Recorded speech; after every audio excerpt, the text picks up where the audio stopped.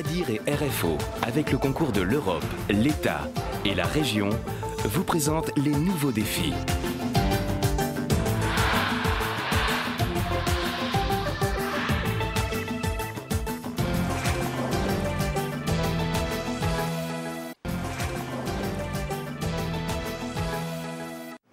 Armé de sa longue vue, Jean-François ne traque pas les pipis, les pirates, mais bien les mimis, les microbes.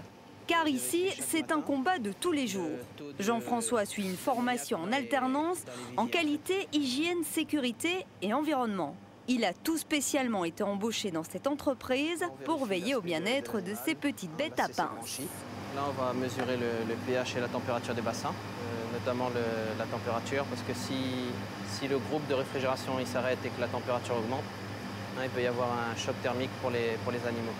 Donc on est obligé de surveiller ces paramètres-là tous les jours. Pesée, balnéothérapie, acclimatation, ces homards bleus sont considérés comme des rois. Ils viennent d'arriver par avion de métropole.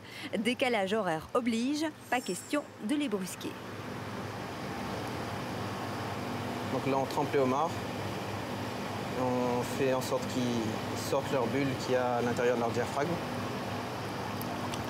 On fait comme ça 1, 2, 3 ou 4 fois. Jusqu'à temps qu'il n'y ait plus de bulles en fait. Jean-François est arrivé dans cette entreprise il y a 4 mois. Il est chargé de veiller à la sécurité alimentaire, c'est-à-dire à faire en sorte que les animaux importés ne soient jamais en contact avec une bactérie. Et on est obligé de regarder tout ce qui est hygiène aussi, hein, l'hygiène des locaux, des sols, pour pas que, comment dire, on emmène des bactéries, hein, des choses nuisibles pour ces animaux-là. J'espère d'être embauché après. Oui, bien sûr, oui, bien sûr. L'HACCP est une méthode officielle d'analyse des risques en entreprise agroalimentaire. Et si notre jeune responsable qualité espère bien être embauché, c'est parce qu'il a mis toutes les chances de son côté. Tous les 15 jours, il vient suivre des cours en alternance à l'IUT de Saint-Pierre. Aujourd'hui, on parle de sécurité alimentaire et d'hygiène. Ces denrées alimentaires, quelquefois, lorsque l'hygiène alimentaire n'est pas respectée, peuvent induire des dommages aux consommateurs, donc des intoxications alimentaires entre autres. Donc on essaie véritablement de leur donner la fibre et la méthodologie pour faire une vraie analyse des risques et maîtriser ce risque-là en entreprise agroalimentaire. On fait de la microbiologie, de la qualité totale, on voit toutes les normes, ce qui est très important, les lois en vigueur, comment ça change et comment s'actualiser tout le temps. Et c'est ça qui est bien parce que c'est un monde qui bouge en permanence.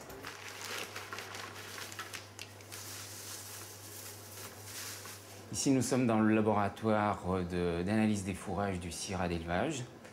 On réceptionne les échantillons de fourrage que nous rapportent les techniciens de la filière et nous procédons aux analyses pour déterminer les valeurs alimentaires de ces fourrages, telles que les protéines, le taux de fibres, le taux de cellulose. À partir de ces paramètres, nous pourrons établir les valeurs alimentaires de ces fourrages qui pourront être utilisés par les techniciens de la filière pour équilibrer la ration alimentaire des vaches. De retour après 3 jours de formation à l'IUT, nous retrouvons Serge dans son entreprise. Après 17 ans de bons et loyaux services au CIRAD, Serge a décidé de se lancer dans la qualité. Malheureusement, qualité rime avec normes, systèmes et certifications. Il lui fallait donc une formation complémentaire, un bon compromis entre continuer à travailler et enrichir ses connaissances. Vu le nombre d'échantillons et d'analyses qu'on effectue pour les techniciens et les agriculteurs, il était primordial de fiabiliser et de maîtriser la technique. Donc, n'ayant pas de formation initiale sur la qualité, on a saisi l'opportunité pour intégrer cette promotion. La licence professionnelle hygiène, qualité, sécurité et environnement a été créée il y a 2 ans pour répondre aux besoins des chefs d'entreprise. Elle se déroule sur 1 an et s'adresse aussi bien aux salariés en activité qu'aux étudiants et aux demandeurs d'emploi. Ils sont payés ou pas quand ils travaillent en entreprise ? Bien sûr, ils sont financés. Alors c'est un financement un petit peu plus bas que le SMIC, mais c'est un financement qui est effectif. Ils sont considérés comme travailleurs, donc ils ont un contrat de travail réel avec l'entreprise et donc ils sont considéré comme partie intégrante de l'entreprise. Ça me permet de voir aussi ce que c'est déjà, donc je ne vais pas après rentrer dans la vie active sans savoir ce que c'est. Et puis le contact finalement avec les gens, c'est vraiment génial et tout. En entreprise, surtout dans la qualité, c'est que c'est quelque chose qui est vraiment transversal, donc on a vraiment affaire à tout le monde dans l'entreprise, donc c'est ça moi qui m'intéresse, quoi. Et cette formation, elle ne s'adresse pas qu'aux industries agroalimentaires. Nous sommes au GHSR de Saint-Pierre en compagnie de Jimmy. Il est technicien de laboratoire. C'est dans ses mains que passent la plupart des échantillons sanguins. Je suis en train de faire un dépistage de leptospirose chez un patient. Donc j'ai mis en contact du sérum du patient une souche de lepto. Et on regarde au microscope ce qui se passe.